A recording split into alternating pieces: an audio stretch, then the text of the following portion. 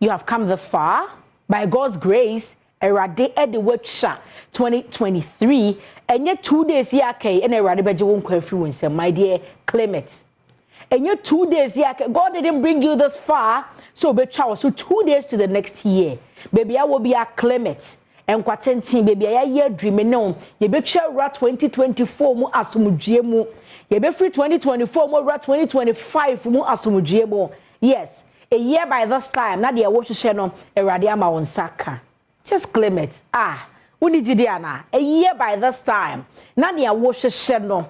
Akwantu won krata asem no awo peno. Ekunu papa no awo peno. Eyere no awo peno. Eba na awo pena de ho na asia ma Erade no. Animonyam hye na wahwe animu ano university na opese wuwura mu no research na watra a year by this time now so ka graduating student ho my dear Clement ejuma papa na wahwehwa no emma no a job will be looking for you ene ejuma mo mbechi na hwehwa wo next year by this time nyakopon betutu anamo ama wa obehwe wachi no obuza say mimi ni in fact last year was 2022 me na nema munye mamesa na nema munye o na nema munye kra but by 2020 even year 2023 mu beginning of this year emotionally mentally physically psychologically everything was a whole mess now so shranka Erade say you ended 2023 no I can boldly hit my chest and say nyame ayade nyame ayebi yemfa ho na ase ma medofo why na nyankopon ayebi ama na apesa wo frɛ ka hye nyame animonyam odofo bi so apese o wehye no Merry Christmas. Ebi odofo bi so di ne birthday a. Eye 03022117012 enu nti na dem atena ha yi. Memo akwanya na wafre. Phone in, frɛ na fa na ase ma Erade he. Se dwom na abetimi ato amesoro bra beto. Empire na abetimi abɔ ama o maame, o papa, o yonku bi a waso wonsa, e de wagina pempensuo bi a na wani nna. Adwuma bi ama nne. Wonso wasebi adwuma mu mpadifo na apesa wo da o mase wo fie wura wa hu mobbo ebi kwa rent so na woniska enso wo fie wura nyi woni ama nto agwo abonten okurakura kakra to so obi dumfo bi ye wadom a wakotua wo rent be ma bia wo hia na waso mu de wo ni wabusua siye opa wo de obakura moni din yesi akutie nim ni wura saa so na asempa ne asemde so nim ni wura ukunu sa de kwa wo de wafa so afimu yi nyina hwa wahwa wo ne wo ma oyira ya supportive partner throughout the year because COVID time you lay off if you wonya adwuma oba no nsi wontuma gofin hata abonten da akwanya na ba me show 03022117001 03022117002 03022117003 03022117004 1 to 4 no aye ka no kire say obo number na last number no betumi de 1 ahye ho second number betumi de 2 third one last number no betumi ama na ye 3 enti se bia wo frɛ 03022117001 no na ye busy betumi frɛ 03022117002 ana 03022117003 ana 03022117004 ni nyina ye number kro last number no na either say ye 1 ye 2 ye 3 ana say ye 4 Philip, oya me frefo a wodi nkan. Tena, mache, oya me frefo ya wodi nkan. O ka se free he? No, pacho me ka se free. Takware. Yenti o, de na obi aya ma wo asembe na apese o ka kire Erade. Pacho me pese me dan Nyankopon ase because wa boa me ni mebusuafo. Me ma me wo last 3 years. Na minu anu mo maka omususa mi fra kwenti omu na me baye but me sacrifice my life say me nkobio but I will take care of them Nyankopon Adom universities full piemu nursing training full piemu enti me da Nyankopon ase e wo de waya ma me no na san so me district pastor Albert Eku Pentecost pastor ono so wa ye bia ma me pa he's been a very big supportive in my life enti Nyankopon on show bia na me da nyame ase e wo this year Amen. Yeah, that's a part. Na fe yenko kumase precious. Mache. Dia na pesa wakache wodofu bia na wakache Erade. Mpasho me danyamia so de me cha afi mu nyina o de maba be di semi. Me da me kunu Ebenezer so ase ne maame mu. the make say Nyankopon for bi entwa afiwe. Na say Nyankopon ma kuma so de man de na se de ni ka be ma wona mesro. Yeda se pa precious yeda se. Yankọ dweso se kuma so ane ewo ho. Enti embebu nsi edweso na medofo ba akonso afre ewo ho no ye ne no entwetwe enkomo medofo ma chen me mo akwa aba. Yeah, no.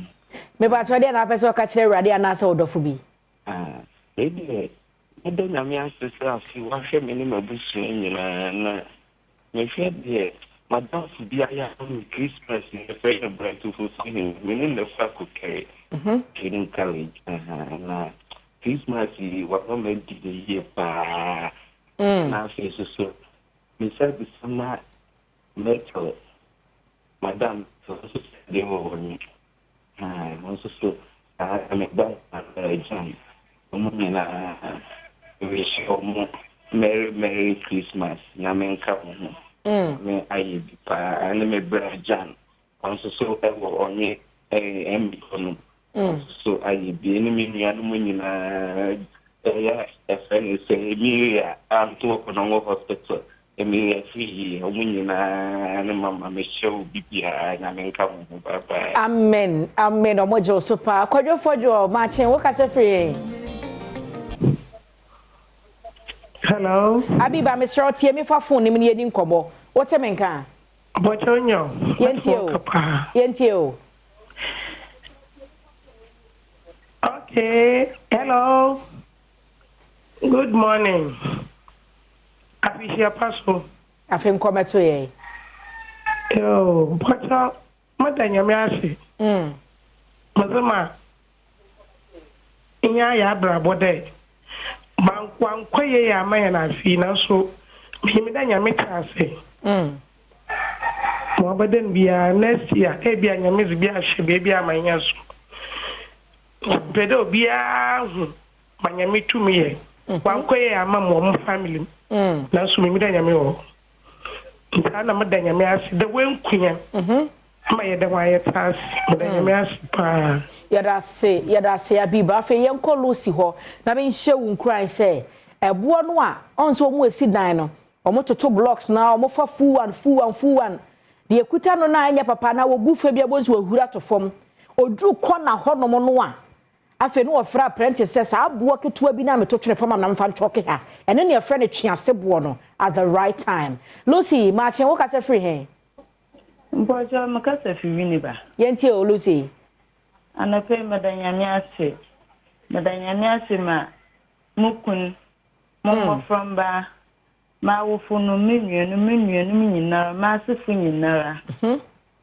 2023 nyame wa ma yentu ye ne ti hospital da na yedanyame ase ewo pempendo a onye na abodu nti sa anape mijina phone yidu na makata wa Adom TV a Minjuma mwotonyi oye futundum entimase but na minimum na mre morotonase ntimpada motondum na mede Nyankopon nyimnya epiche muso ate yipomude epiche muso ate yipomude ato mumbone osuko madamwe epiche muse ate yipomoda meye atomumbone osuko madamwe epiche muse ate yipomoda momi njum na se chianye de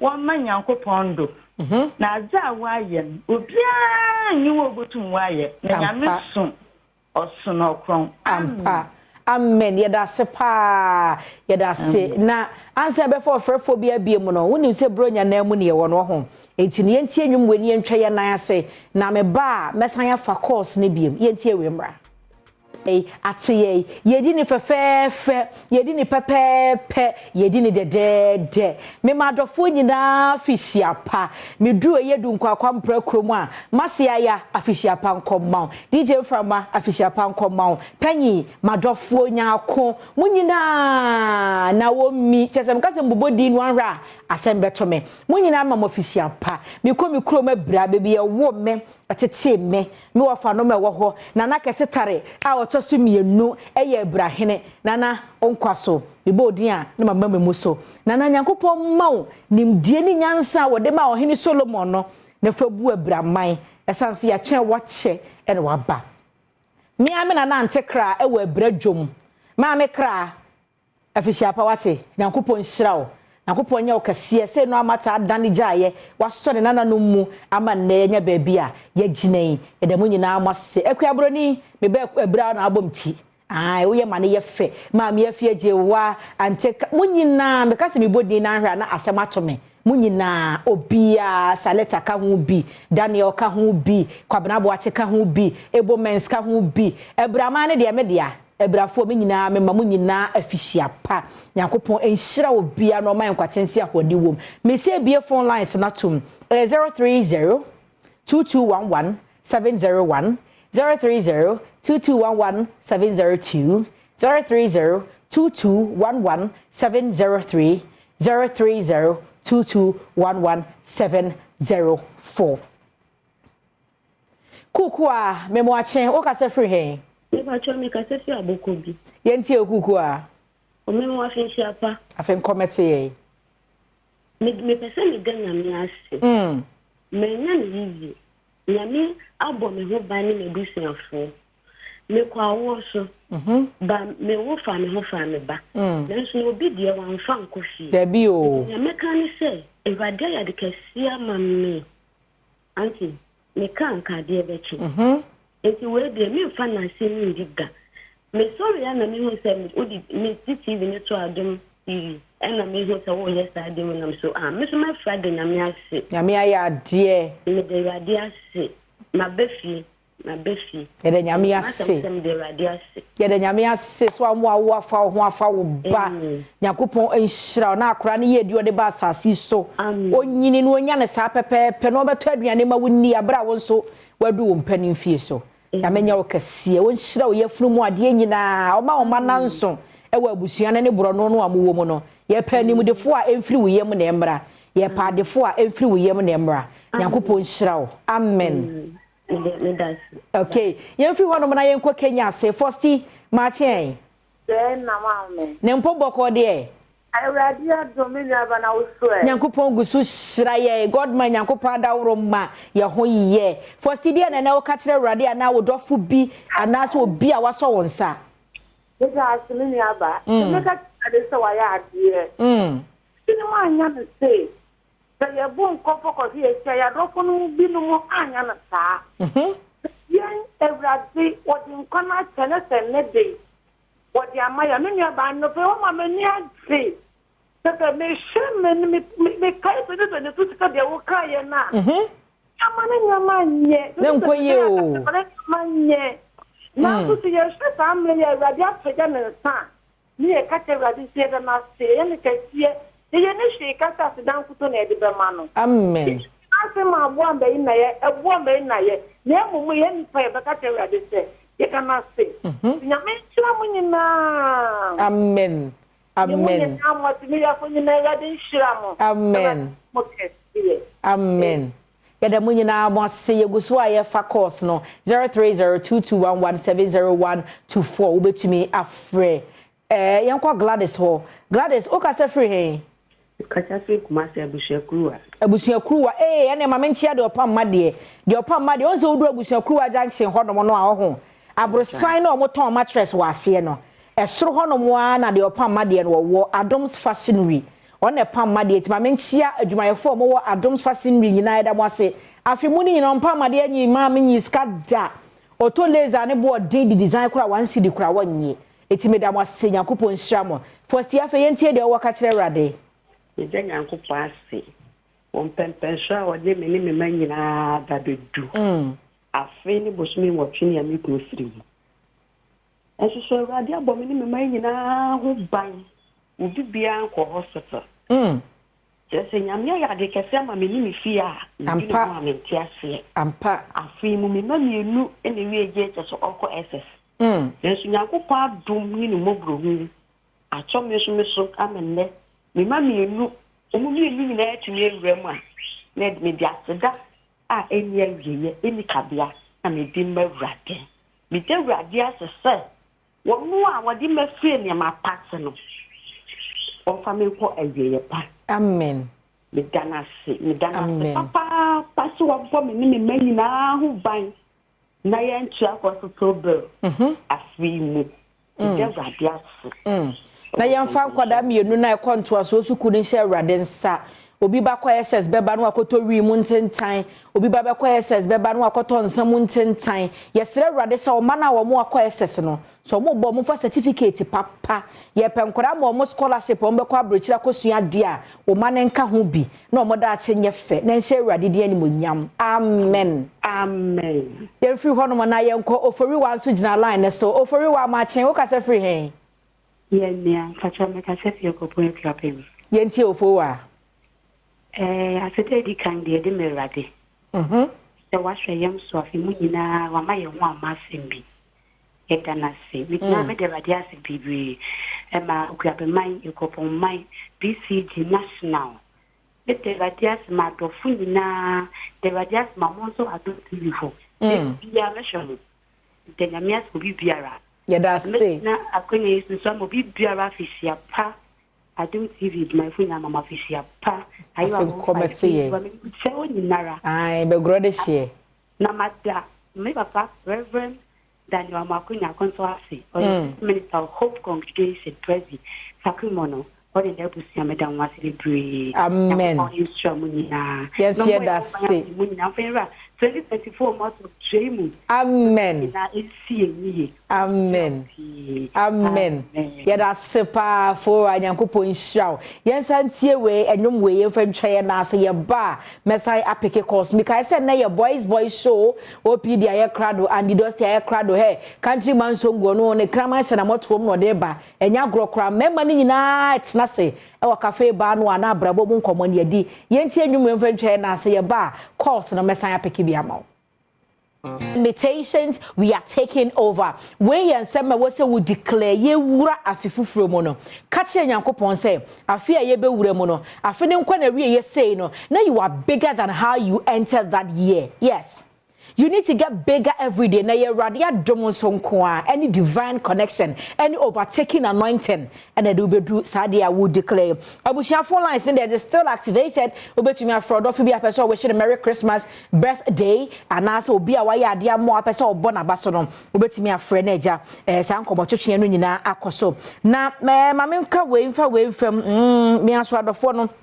Will be pa na me sase every akokwa among Shepherd House Assemblies of God asori menyina mamu nyina fishia pa Shepherd House Assemblies of God so fu yima ene ne hokani ensori me wo hodo nyina me mamu nyina afishia pa and afei so fu ajeman so ne hokani wo Powerhouse Assemblies of God e wo buokrom sepe buokrom Powerhouse Assemblies of God fishia pa nkomo mu nyina so fu ma me so fu mu ma asori menyina no me be hyimu nyina afishia pa afei me bankra hadomo a Gospel Truth Ministries and Amatiasi na apostle there ene sofo maame Nyankopon hira mo ate se mo kurakura mu kakra mo mpaebo mo futuo your wise counseling and ye de adu bebi a yadri yes I can't love you less.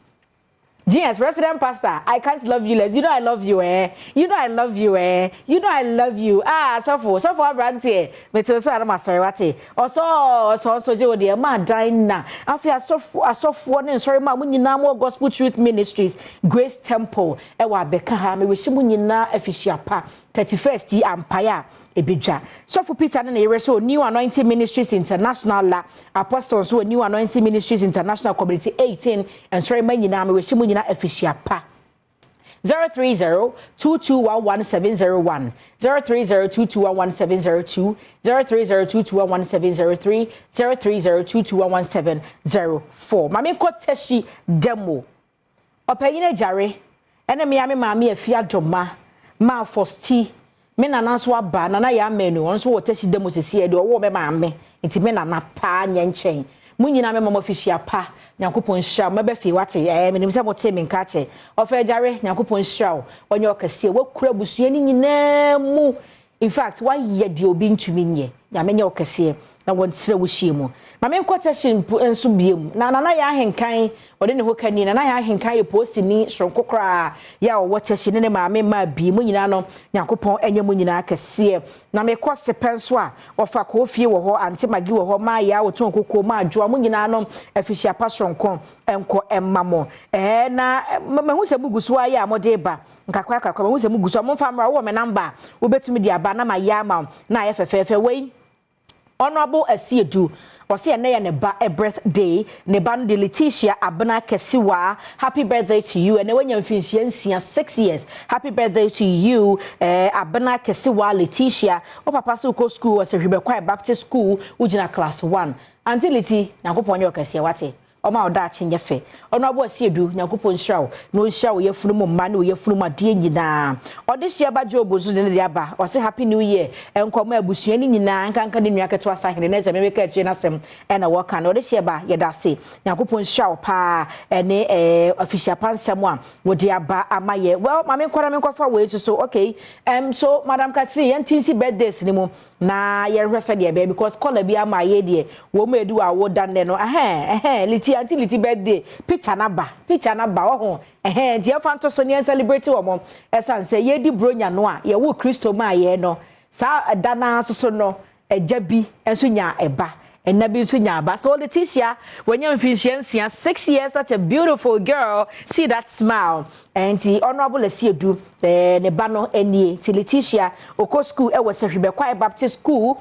Nyankopon ensure when you 6 years Nyankopon ye okase sa smile we emma no emfedi da udi benyini ama woniema no bibia aye kama Letitia Nyankopon ye okase afa nenso eye mea medofo preko pe me dem say we adwo nko ade amene wa Monday bonds no yeah we rock and today Monday for ya bobo ye ho no ya tikuo na ya agi ye no so Monday born a very beautiful one see that smile she's so beautiful ni didi Rodalyn Nana Adwoa Nensen Rodalyn Nana Adwoa Nensen my boni di anope ya afa na picture na such a beautiful vibrant young woman wo bo adwuma pa or Ghana Armed Forces Critical Hospital, Ghana Armed Forces Critical Hospital, Nana Adwoa Nensen, and your birthday, Nana. You know I love you so much. Nyankopon hrawo, Nyankopon ye okase, onche washimu. Ye upe bia wakoma so ade bia rade fam ma. I know saying is right time on one kasa ye nfefefe. Nyanso so we de me ana mesre, me de mpa ye na eka ho. Say rade manem rantem ma Nana Adwoa Nensen. We love you so much. Monday Bonds group ya ye wo mu nyina na we show happy birthday and a merry Christmas. Nyankopon ye okase pa that smile you see it will never fade wati me do Nyankopon hrawo. Ma me nko we so hey ana de Nana Adwoa for no ena ye gi edi o we see Nana Adwoa sa oh wow such a beautiful lady wow. Also happy birthday to Nana Adwoa. May God grant you all our hearts desires today and always from Obed Amofa. So Nana Adwoa so na you also the birthday just because you are Nana Adwoa I love you. Me dey your Monday born nko ade aminsi from we ajo we kojo because me your Monday born for ni nyina piesie. So happy birthday to you Nana Adwoa Nyankopon ye okase na ontre wushiemu. We say wo de na me twan you san say enche na ye ko break no na ye da na ye ho aba enti kakra na ye mbehye adofo ene wono mo a ja wo mo bibi ema ye ni nyina no happy birthday na ye nsan enwohye mo merry Christmas na Nyankopon enye okase pa sa afi na kwa beto ye ne emfa ho na ase so merade say wakura yen na waji ya free musuo ni esane nkwa ye de be ma abusia kai se wuhia me a obefre me anoche wa ba Adwoa se wa ye na ye honye nkrato yi mra ye ba boys show